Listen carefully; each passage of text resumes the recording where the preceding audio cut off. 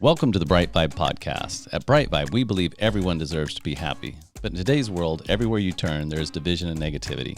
At BriteVibe, we have created a global movement to bring 8 million people together who are inspired to live bright, live bold, and share bright vibes. Alone, it can be hard to change, but together we can change the world. Welcome to the BriteVibe podcast.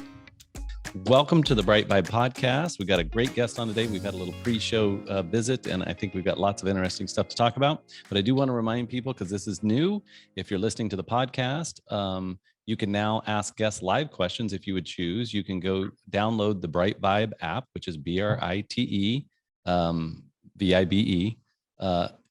download the BriteVibe app on Android or your Apple device, and actually see all of our upcoming guests. In fact, we're just loading all of our guests in there now. This is a brand new platform that we launched, and we still have a little bugs to work out and stuff like that, but the live portion does work.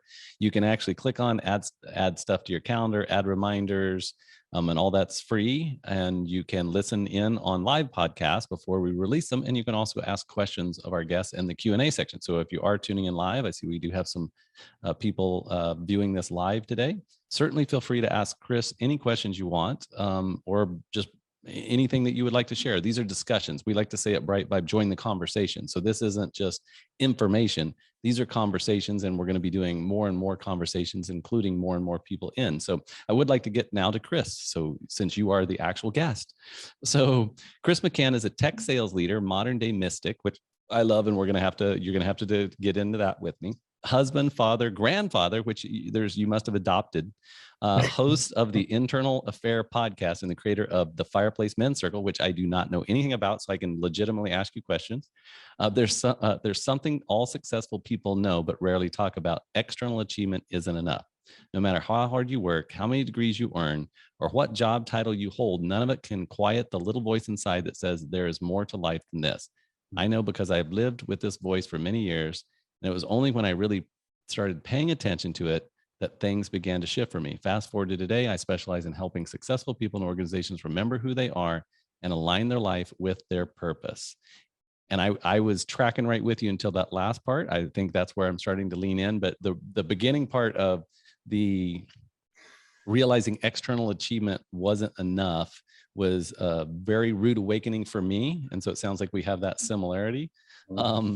And still I am processing that a decade later from actually having that realization. I'm still processing that external achievement isn't enough, because I still have a tendency to lean back in and think that that's going to fill some hole, and it never ever does.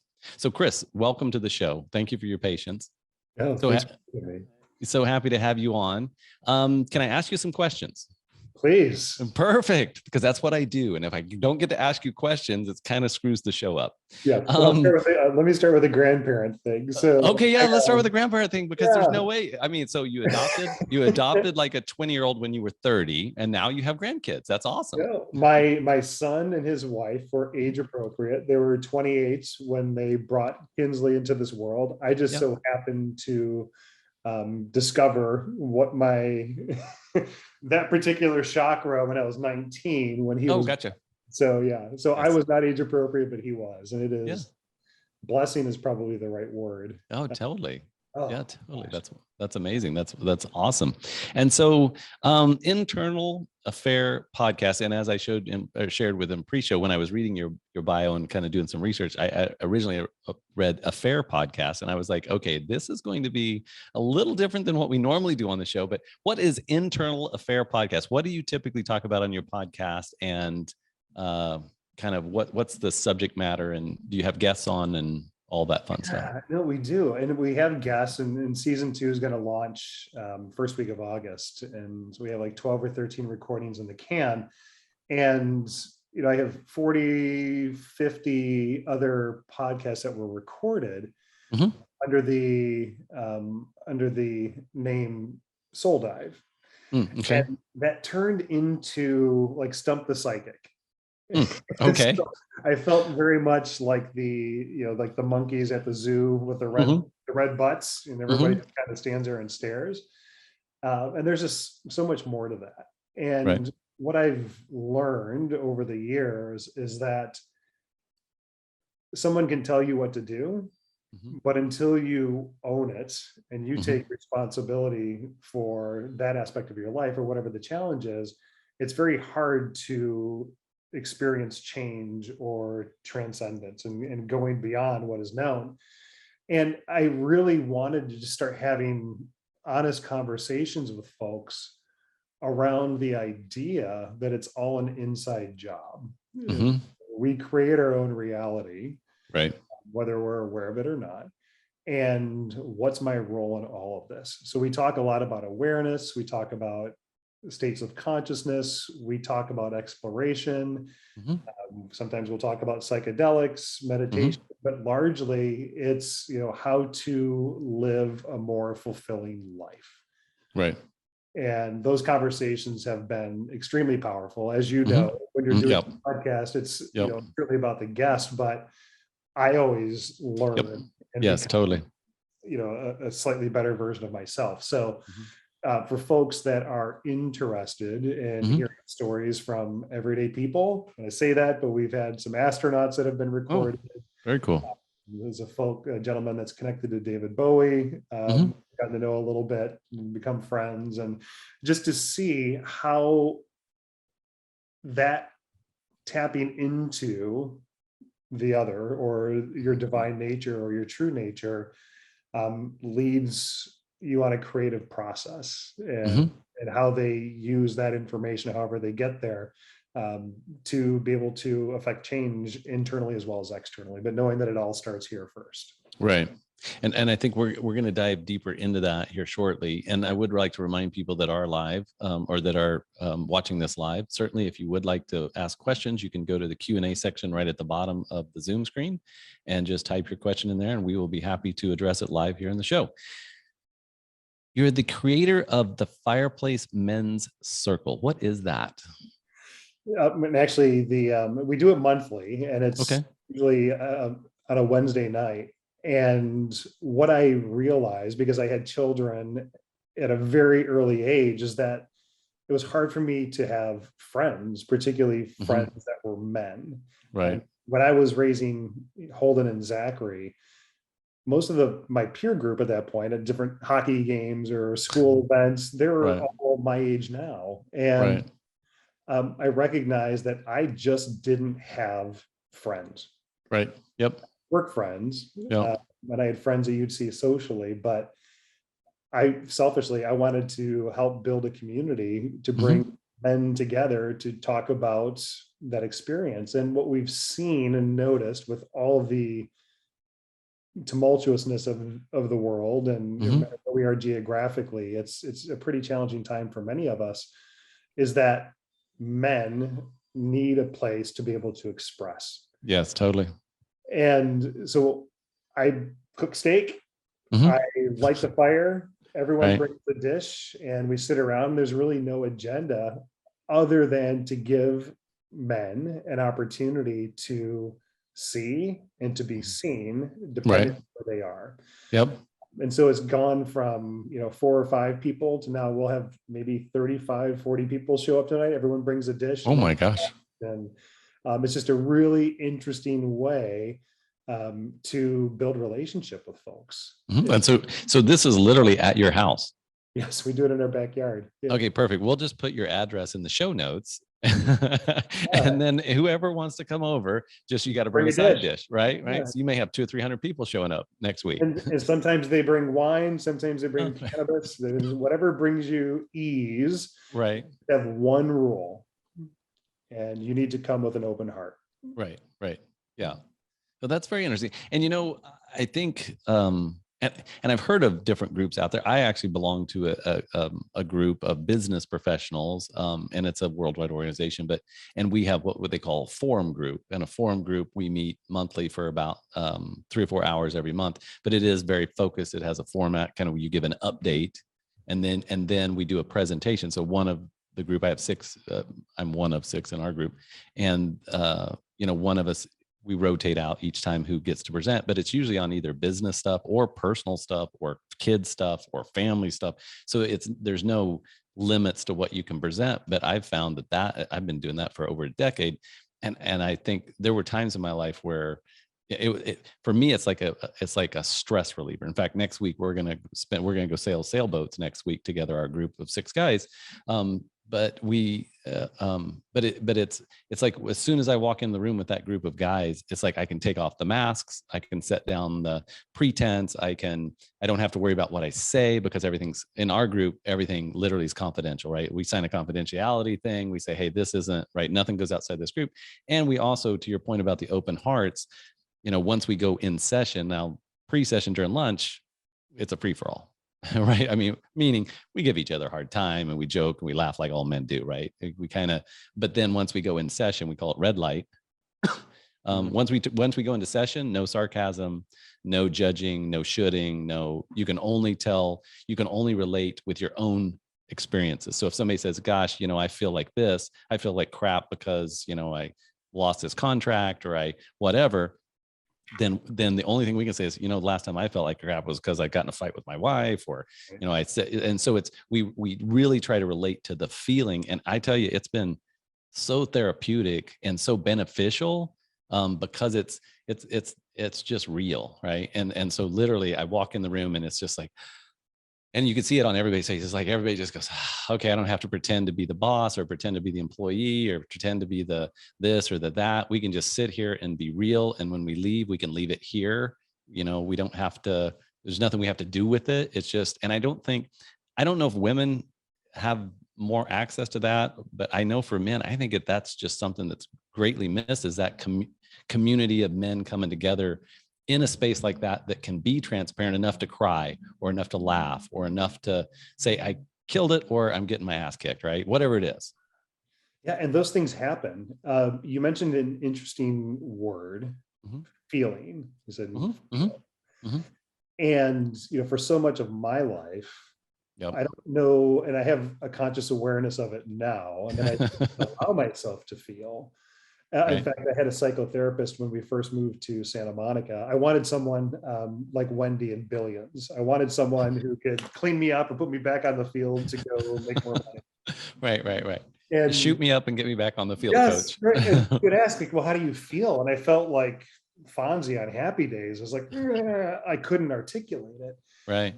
And just due to the nature of the work, right, and the work and exploring my own consciousness, and I've been able to give myself permission to feel and to notice. And as I shared with you a story of a couple of folks that I took through ceremony last night, and as he's walking out the door, he said, well, it's given me a lot to think about. So I looked at him, I stopped him, hugged him, and I said, it's given you a lot to feel. Right. And that is just such a subtle yet significant paradigm shift in how we experience and to allow yourself to feel. He was laughing and crying as he was coming out of the medicine last night. And he's like, I don't know why I'm sad and I'm happy. And we get so fixated on the notion of always having to be a certain way. Right. Or if I do this or I take this pill, then my anxiety is going to go away. My depression is going to go away. And that's not to minimize that those are real things. Right. Of course. Yep. However, we can't just take a substance and expect for that to address root cause. Right. And when we notice the association of when a certain thought or experience manifests itself in our physical body, where it becomes an exoteric experience, then we have an opportunity by increasing that level of awareness to investigate. And I'd like to say that, if I have, I've decided this is the truth or this is the way, whatever it might be, that everything is open for subversion. Right. And today I feel great about my role in life. Right. But something hopefully happens that turns it on its head and gets me to view this through a slightly different perspective. And when we talk about the linearity of life and, if I do this, then I'm going to be happy, or if I have this house or have these cars or have this jewelry, or these clothes or whatever it might be. And yet it's a rigged game. Right. Right? And, that journey begins on the inside, and letting go of the possibility that there is no arriving, Hmm. just experience and stacking moments and moments on top of each other. And yes, you're going to be sad. That's life. Hmm. There's birth and there's death. And your kids are never going to be the same age that they are now. And you're never going to be able to push them on the swing the same way that you did this morning. Right. It's not permanent. But without feeling and allowing yourself to feel sad, Hmm. how can one expect to feel joyous or to Right. be happy, right? We need that relativity, and it's everything's this, two sides of the same coin. So it's powerful being able to do that sort of work. But mind you, I'm doing this work with these two folks last night, Hmm. and I guarantee you, I got as much, if not more, out of the experience than they did. Interesting. Yeah. Hmm. Yeah. And and I've facilitated some meditation groups and some processes and stuff too. And I have found, even to your point about the podcast, I have found that yes, when you're truly in a space of service for service's sake, right? Just you're in a space of service for service's sake, you typically always come away changed or affected and I would say I'll use the word positive, but in a way that helps you expand or helps you be more aware, helps you be more integrated. If at least that's been my experience. Yes, same. And that really carries over into my day job. Hmm. I'm VP of sales for a content management company, and I have 13 direct reports today, which is a lot. Right. And it doesn't, beyond 6 or 7 is diminishing returns. Right. Of course. Yeah. Usually 5. Uh-huh. Yeah. So if you're up to that many, that's a lot of people to manage. It is. And so how do I take care of myself, Right. right, as well as taking care of my team and then the other business units that I have at least some responsibility to or toward. And service is the best word to Hmm. describe what comes naturally to me and how I lead and how I manage. And it's like, what can I do to help you realize what's important to you? And Hmm. for some people, it might be I want to take my father and have pilot lessons, or someone Right. else want to have an exquisite frisbee golf excursion. Right. Whatever's important, it doesn't matter. But when I wake up in the morning, I need to make sure that I'm right with myself Hmm. first and foremost. And when that happens, and I feel like I've got my own oxygen mask on, then I can wake up and say, all right, how do I help? Right. And the service aspect, whether it's facilitating retreats Hmm. or it's managing a sales forecast call, it works well for me. And Right. feedback that I get from the team, the direct reports, as well as the folks that I'm able to help take care of, it's really interesting because I've heard this from multiple people in different ways. And I'm only now saying this and realizing it. Hmm. It's like, you're like the house dad. Right. It's like, oh, okay. So it's a privilege and it's a responsibility to be able to serve in that way. And as long as Right. I'm having fun, Right. making a meaningful difference, and that feels good. Like, I don't have a goal of ever being a chief revenue officer. That's not that important to me. What Hmm. is important to me is helping people achieve what's important to them. Right. Yeah, totally. And I like that you're for so long it sounds like we've had some similar experiences anyway, in the business world, because for so long it was like when I started this path of kind of it was just, for me, I was in sales and it was just drinking and partying and working really hard and not taking care of myself and just the whole cycle, right? I mean, Thursday, Friday, Saturday I'm out partying and then try to recover on Sunday and just really don't talk to anybody and then hit it hard Monday morning and go back. I was in real estate, so real estate sales. And so it was just this cycle. And then eventually I got to the point you talked about here about that external thing. And I actually remember the point of like being half buzzed or drunk or something. And for some reason this would always, I don't know why it would always come to me in like in the men's bathroom. I'd be standing at the urinal and I'd be staring at the wall. And there was this little voice inside that said, there's more to you than this, Matt. You got to come find me. And I would be like, Mm. What? And it was weird because it was almost like I had to, I don't know why, but maybe drink myself into a point of not overthinking everything and just being in the mind. And so even though I don't recommend, alcohol for the alcohol's sake, at that point, it was a little bit of medicine for me. And so then when I started reaching out and finding stuff and exploring stuff, then it was like, well, how do I integrate this into my life? I mean, I remember having I learned a meditation technique in India from monks, and I came back and I'm like, people are going to think I'm stark raving mad. This is Kansas, right? I live in Kansas, right? So we are in the Bible Belt. We are very Midwestern. We're very, everything conservative.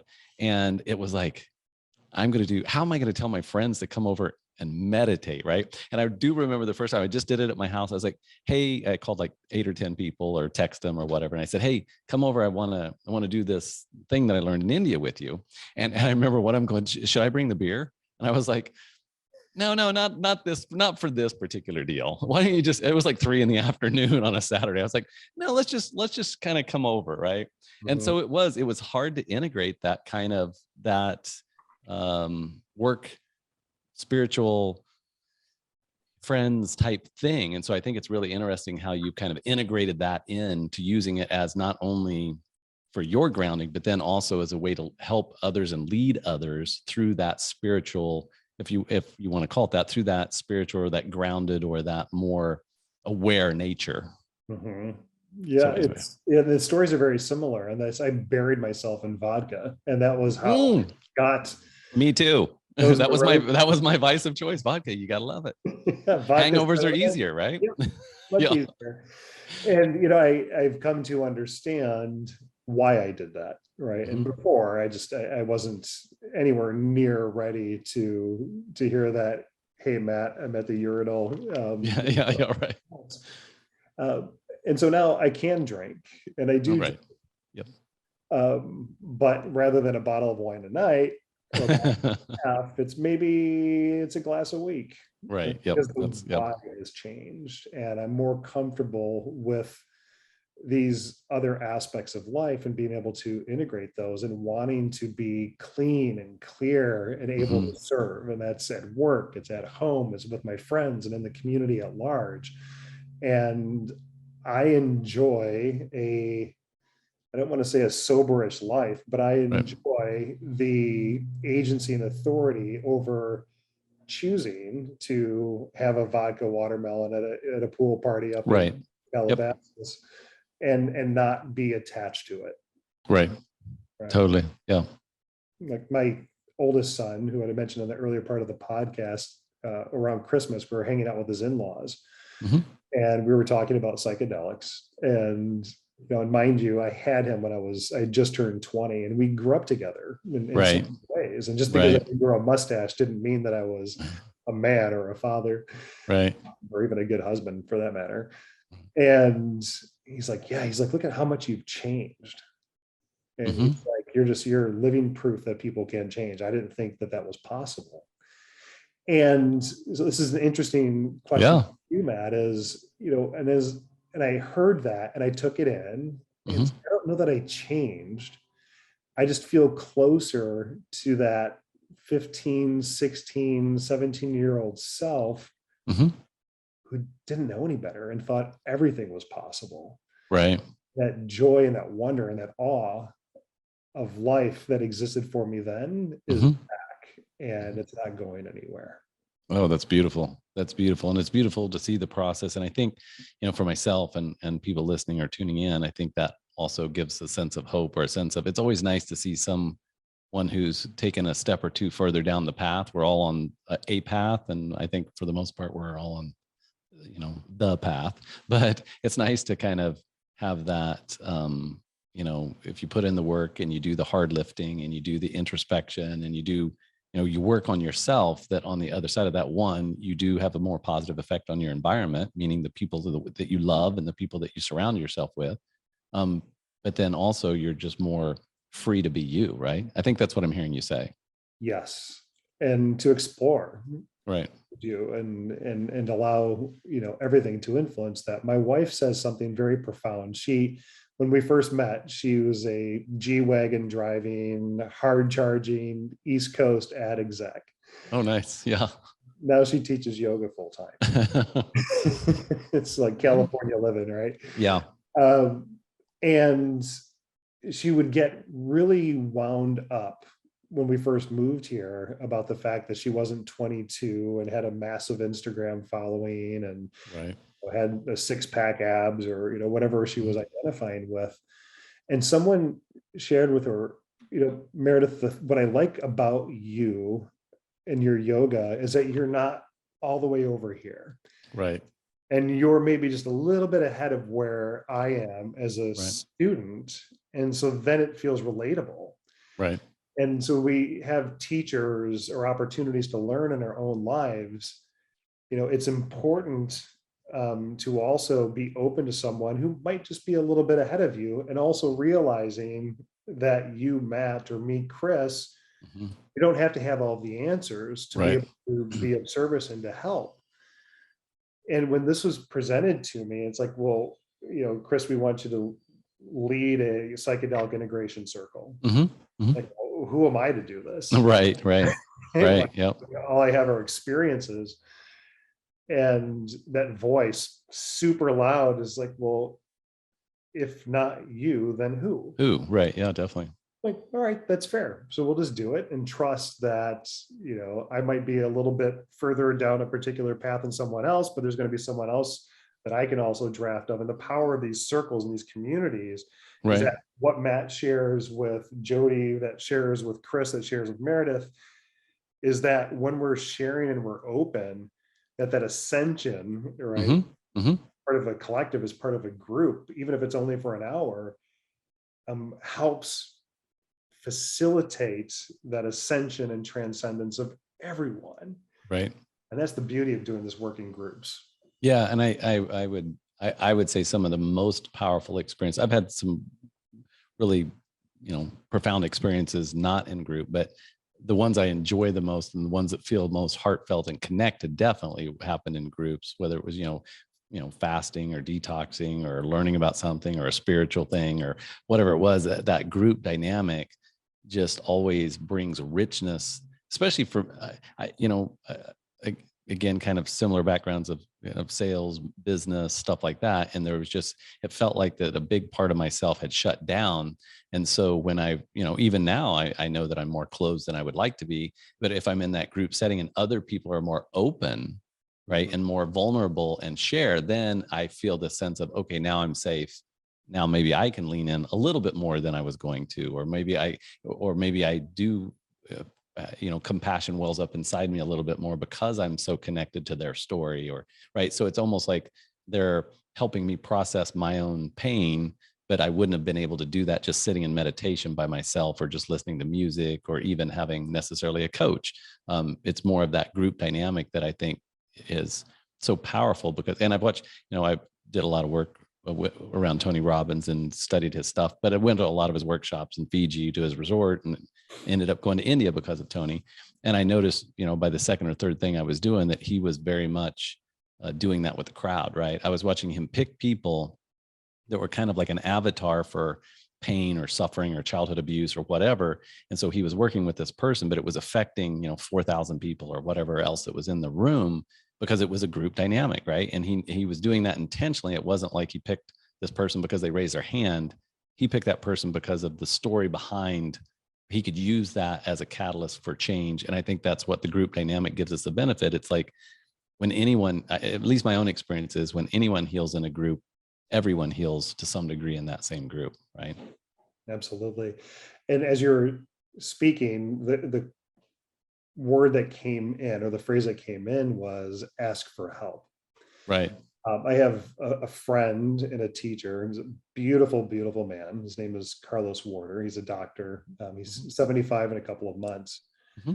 And so I've done retreats with him, multiple. He's down in Southern California, and he's a psychiatrist and a medical doctor, and has been using sacred plants as a way to help people process and transform their trauma, like ayahuasca, psilocybin type stuff, mushroom type stuff, or just all of it. okay. it involves a lot of trust, because Right. unless it's ayahuasca or unless it's actually a mushroom, you don't necessarily know what he's giving you. And Right. that's to take the focus off of the substance and into Oh, doing got the it. work, right? Gotcha. Interesting. Uh-huh. And not to overinflate a sense of importance on any one particular Right. plant. Right. And I walked into his house one day. He's like, "Here he comes, Chris McCann, self-made man, doing it all himself," right? Oh, that's fun. And so he leaves these little breadcrumbs Right. that, I'll remember even 2, 3, 4, 5 years down the road. And I was like, wow, if I actually ask for help, Right. and this is just a way for me to hack my own development and my own growth. And Right. I realized this, Matt, with my, well, he's not a new boss anymore, but Hmm. chief revenue officer joined 9 months ago. Hmm. And whereas I thought that I was absolutely ready to Right. go lead a Series B stage company to an Right. exit, Right. I was like, oh, this guy knows way more than Right. right. He's done this Right. many ways, multiple times. And I realized that there was a gap between where he is, Right. where I am, Right. and likely where he needs me to be. Right. And I was like, I can't burden him Hmm. with coaching me Right. when I know that I need help. So how do I get that? And so I reached out to our head of HR, who's another Hmm. fantastic individual. And she's like, let me introduce you to this person who's worked with these folks over, they're at Coca-Cola and some really big name coaches and or Hmm. mentors. And one of them I landed on. And just by asking for help Hmm.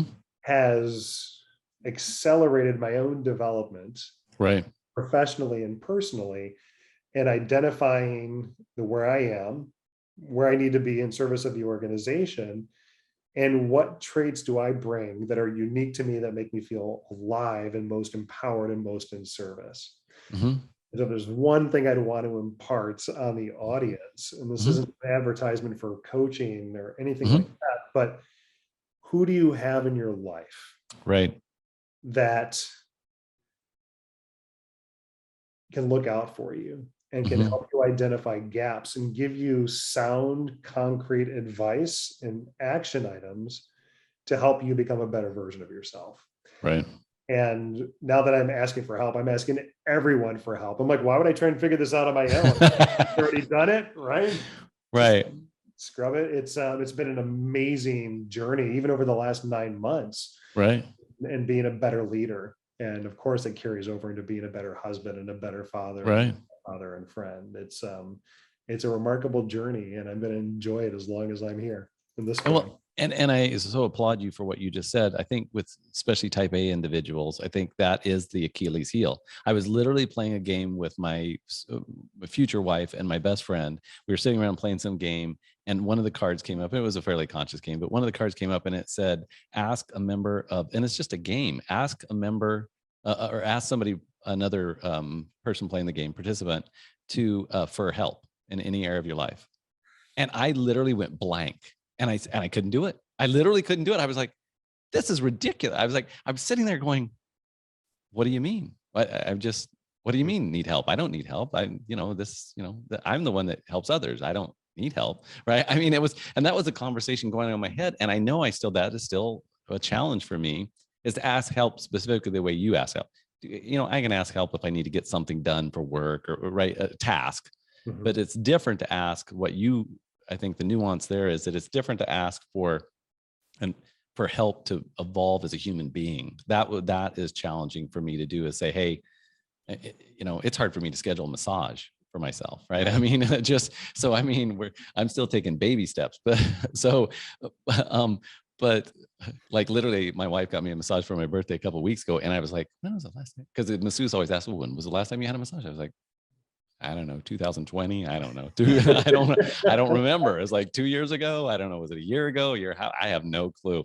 And I'm like, maybe that's a sign for me that maybe I need to do a better job of self-care. But I just really love what you were talking about. And the coaching aspect, to your point, I think is so important. Is it a coach? Is it a mentor?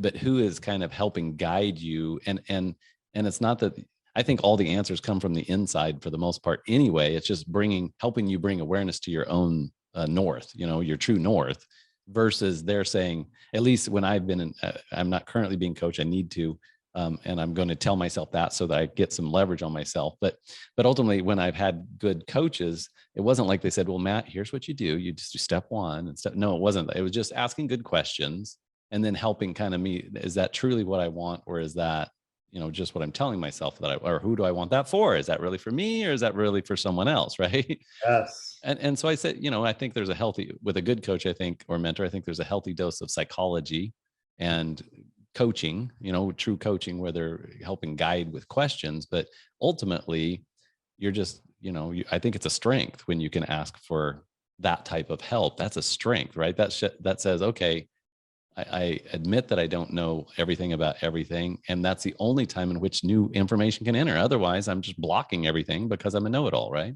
Yeah, that's right. Yeah. Right. It's interesting to think about how this has permeated my work life and really being able to lead and to serve. And I don't know what the end game is. I mean, my Of hope is course. that all my early Series A, stock options vest. That would be fantastic if that's the case. Right. Right, because then that changes the conversation that we have in terms of finances going forward. Right.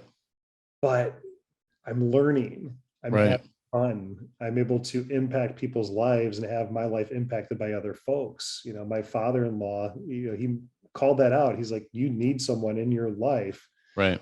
that can help you see around these corners because you've never done it before. Right. Self-made. I left home when I was 18. Right. Come high water, I was going to figure it out. And at the age of 21, in a house, car, boat, motorcycle, couple of kids, and I was miserable, Right. absolutely miserable. And that concept of achievement and living according to what other people want for you, Right. I am grateful that I finally learned that lesson and that I'm the captain of this ship. I have Right. agency and authority, and I'm the one who needs to take action and not allow other people to do that for me because people will. Right. Yeah. Yes. I mean, yeah, totally. And so I think, yes, if I think for me, the takeaway and I think for people listening or viewing, the takeaway is, we can all use that, right? It doesn't matter what area of our life, if we want to really get better at it, whatever it is, are we engaging actively in either content or preferably a human being that can help that's done that thing. I mean, and again, referencing Tony, Tony used to say the fastest way to achieve anything is just find somebody achieving it and then just go do what they do. I mean, literally. And I know professionally when I was starting out in life, I was a lot better at that, which was, I was just like, if I want to go do this, what do? I just go, offer to take 10 people to lunch that are doing that thing. Then by the end of, the third or fourth lunch of the person that said, yes, I've got a pretty good perspective on what I need to do, because I'm talking to people that are already doing it. Yet later in life, I've become a little too settled in my ways and a Yes. little too maybe arrogant about my own talents or my own ability to affect things. And Mhm. so now I'm learning. I'm on the backside of that, learning, kind of having to relearn what it is to be a learner. If that makes sense. I've studied a thing once and they said knower versus learner, and said that was an actual thing, right? A process we went to. Are you a knower or are you a learner? Because as long as you're a knower, you basically can't grow, right? If you know it, you cannot grow because you're limiting the amount of information you're willing to take in. And so I have to start shifting my mindset back. And by shifting, I will say that, and thank you for the therapy session today, Chris. I think coaching session, I really appreciate it. I usually don't talk this much in the podcast, so I appreciate you holding this space. It's like, I've got a lot to say. I You just go. came off the happiness summit where I hosted and I was asking other people questions for 28 hours straight. And so, so now it's like, Matt has some things he wants to get out. But anyway, I am definitely life, COVID, post-COVID, business, kids, marriage, all that is shifting me. And I tell you, it has not been a fun ride, Mm. but it is. Now I'm starting to see some of the benefits of actually leaning into the pain, leaning into why is this hurting me? Where is this hurt coming from? And what am I going to do with it? Am I going to binge watch Netflix again? Or am I actually going to sit here for 5 minutes and process, at least start to lean into and say, okay, I need to start asking myself some better questions around, do I want to do this again and again and again and again, right? Yes, and that's where awareness comes in, and that's the beauty of meditation Yeah. is the opportunity to investigate why we operate a certain way. And yesterday, great example, because you think as I'm leading a ceremony, Hmm. right? And I noticed as I was sitting there that something was coming up for me to work on Hmm. personally. Wait a Right. minute, this isn't about me. Why is my natural reflex to take a substance and then all of a sudden, oh, conversations around money are coming up in my head. And I was like, Right. no, no, no, no, no. And Right. like, and so my understanding of removing all forms of self-centeredness Mhm. becomes a little bit more expanded because I had a different perspective on what that sentence means. And so my understanding of remove myself from all forms of self-centeredness and direct my attention to the work at hand. I've been saying that for years. Hmm. And yet last night, Hmm. slightly different interpretation and a slightly different experience that I had with it. And me recognizing that anything that's coming up that I've created for myself, any conversations, or I haven't filed my expense reports and I'm 4 weeks late on it, and Hmm. Meredith wants to have a certain experience with me, and like, we're paying interest on a credit card. Right. Like, why do I allow for these situations to fester? Because when it does, it's taking away from my ability to experience and to be of service. Right. Totally. And so I am so grateful for even having the tool to be able to have that understanding and realization yesterday so I could get out of my own way and help and to be of Right. service. And that's, as long as I'm vertical, I Hmm. hope that I remain grateful. And it's not always going to be this easy. It's right now we're just in a nice little groove with life in general. But those tools do get tested. And Hmm. it's a hardening of what we know and what we don't know. And when I think that I know something, I just hope that I remain open for subversion. Right. Totally. I totally agree. Well, I so appreciate our conversation today. Do you encourage people to reach out to you and visit with you, or kind of do you have stuff out there in the or not? I mean, because Yeah, no, I'm gonna there's, post your home address in the show notes. So you one way or should, another, you're yeah. gonna get some new people to talk to. I'll link to the waiver. Yeah. There's no assholes, Yeah. right? Or at least be an Yes. asshole who recognizes you're an asshole. Yes, exactly. Be Right. authentically you. Right. Yes. And so I do work with organizations Uh-huh. and building sales teams. Hmm. Some of the recognition that I've gotten in the Hmm. market is that you hear a lot today about authentic leadership. Yep. It's a lot of platitudes. Hmm. That's something that I'm fairly good at, and Hmm. helping organizations that are maybe noble in thought but weak in execution, or they get a Right. little bit off purpose. And how do you actually take care of people and Mhm. still grow an organization on the heels of so much change, meaning whether Right. it's work or tumult in the world, whatever it might be, and helping organizations align their core values Hmm. into the field and into the folks. It's not a top down approach, it's very much a bottom up approach, and making people feel like they're really part of something to do great work. So that link's on the website. It's chrismccann.co, Okay. CHRISMCCANN.co. And I Hmm. love working with groups. Like, I do individual, I don't call it coaching. Right. Coaching to me is like, it makes me feel like I have to go get a life coach certification. Right. Right. But I like to have conversations with people. So I just Sure. call it, advisory. Mm. Got it. And we have conversations. Sometimes they last 10 minutes, sometimes they go an hour. Right. Looking for that one shift, that Hmm. one thing that you can take back into life and field test it. So we have the podcast, the circles, the psychedelic integration circle, some other things that we can't Hmm. necessarily talk about publicly. But if you go Hmm. on the website and you can just sign up for the newsletter, we make people aware of those things.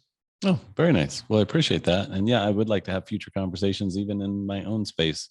about some of the stuff we're doing for our company. So I certainly appreciate you coming on the podcast today. I certainly appreciate people tuning in live, and I really appreciate also everyone that listens to our podcast and re-listens to our podcast. We've in the last 60 days, we've grown our podcast basically doubled. So we get 140,000 downloads a month is what we're getting now. So we really appreciate that. Just comes from people sharing the information, people sharing the podcast, people talking about the great conversations we're having here. I feel blessed and so lucky to be able to have these conversations day in and day out with just amazing human beings. And I can truly say, I think I should say almost, I think every human being is amazing. And I just feel blessed that I have so many great resources come on the show and have these conversations that matter. And certainly now we can start to have, you as the listener, you as the viewer can start to be part of these conversations if you choose to, because ultimately I want you to be able to get to experience all of the grace and the gifts that I get to experience by getting to ask some of these amazing human beings questions that matter. So Chris, thank you so much for coming on. I feel very blessed to have spent this time with you, and I know that we will be having some future conversations. Yeah, Matt, thanks for the opportunity to talk shop. And do make sure, if you like the podcast, that you give it 5 stars and put something in the show notes. That helps BriteVibe and Matt do what they're doing. Thank you. Thank you so much. And certainly tune into your podcast as well. Sounds like you've got some great guests and some very interesting topics. So, and it's not affair podcast, it's internal affair podcast. So let's make sure that we get the right one. Yes, my spouse does not approve. Neither would mine. Right. So, well, God bless. You have a great day, and we look forward to having future conversations with you. Appreciate it. Thanks. Thank you for being a part of the BriteVibe podcast. For more information, go to BriteVibe.com. That's BriteVibe.com. Thank you for listening.